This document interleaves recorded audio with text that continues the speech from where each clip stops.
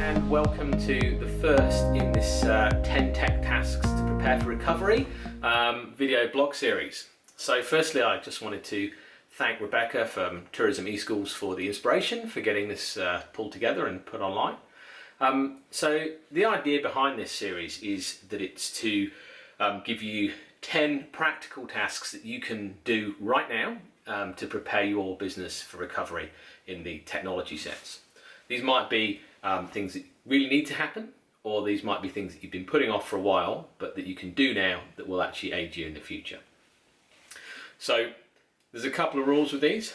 They're either low cost or no cost, and we're going to do one per week.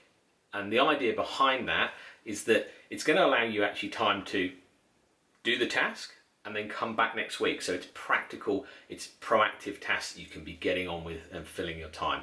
Yeah, you can do them online, you can do them from home. So if you're working from home, good on. All right, so the first thing we're going to look at, or the first tasks we're going to look at, is all about credentials. So we're looking at, this is about your domain name, your hosting, your email accounts, all of those other online assets. And the reason that I've put this in as number one is because often we have these all kind of spread out all over the place, and there's that disparate knowledge in the organization. So that's about bringing this information into one place, so that if anything happens to somebody leaves the organization, you cease to use the company who has built the website, or sadly they go out of business, then that allows you to have all that information in one place, know that it's correct, know that it's associated to you. All right, so it's essentially about protecting your ability to operate online.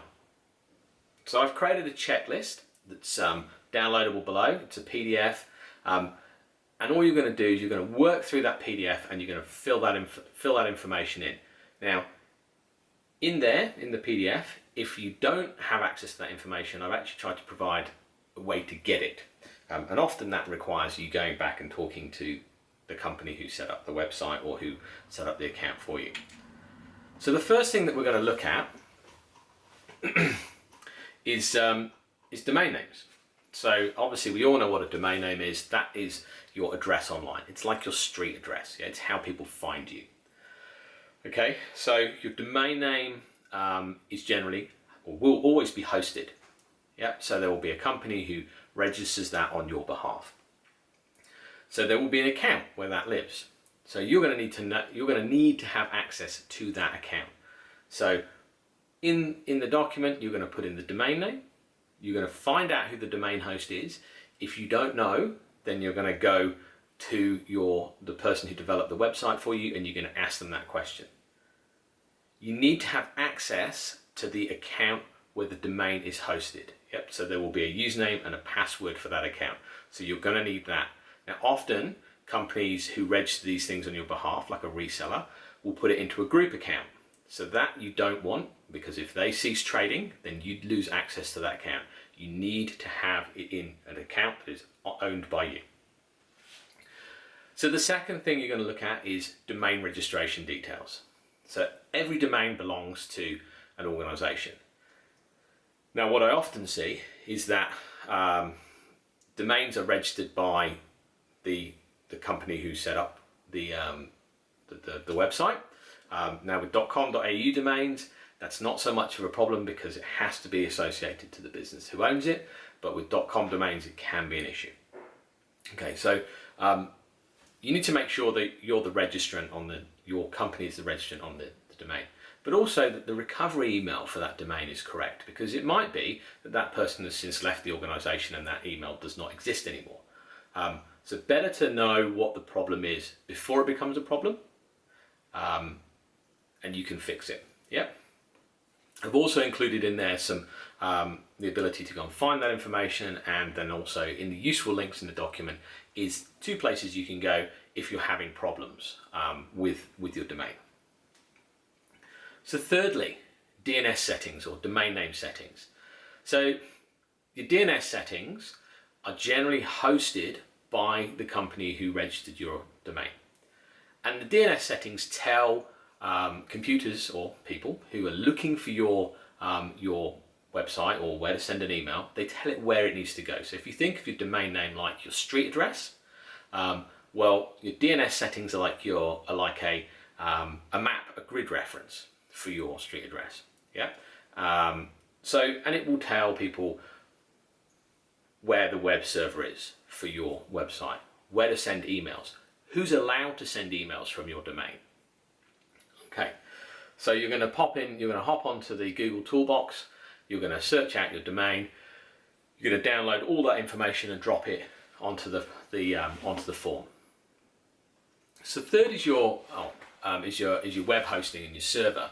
All right, so everybody will have a web hosting account. Now again, it may be a group account with your developer, okay, but you're still going to need access to that, because if you choose to move it somewhere else or there's a problem, you need to be able to get in to get the files off the website so that you can keep operating as a business online. So you're going to need to know the web hosting provider, the email account that's associated to that with that provider, so that you can reset the password if need be, the account username and the account password.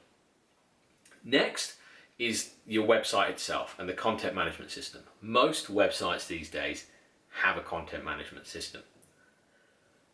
And you probably log into it, once a week, once a month, and update some content. But do you actually know the login URL, or is it just stored in your browser? And again, same deal with the username and password. So get it written down, get it put on this sheet, so that actually, if you wipe your browser settings or you wipe all your credentials on Chrome or whichever browser you use, then you can go back in and you've got a record of that specific information.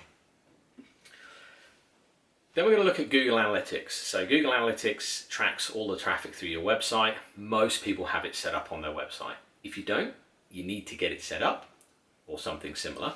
Now, you basically, with Google Analytics, there's a tracking ID and there's an associated email. And that associated email has access to the Google Analytics account. So what we want to do is make sure that you have an associated email that you can access that account with, that has administrative privileges to that account. If you lose access to your Google Analytics account, then essentially you're losing all of that data. So you lose your benchmark, you lose your ability to compare how your site was performing. Then I've created a section called Other Online Accounts. So we all have heaps of other online accounts. So whether that's email, the G Suite, your G Suite accounts, whether it's, who knows, but it's anything with a username and password for an online situation.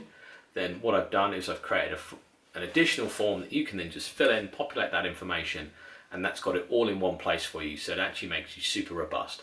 Yeah, so if you ever need to move your stuff, then you've actually got access to all of that, and you can just give that to a new developer or designer, and they will save literally hours and hours of tracking this information down.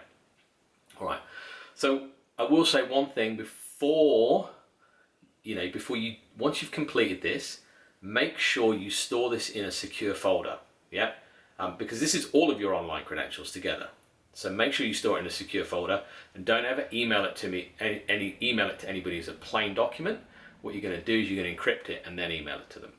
All right. So I hope this is useful, and I hope that you guys come back next week for the second in this video blog series.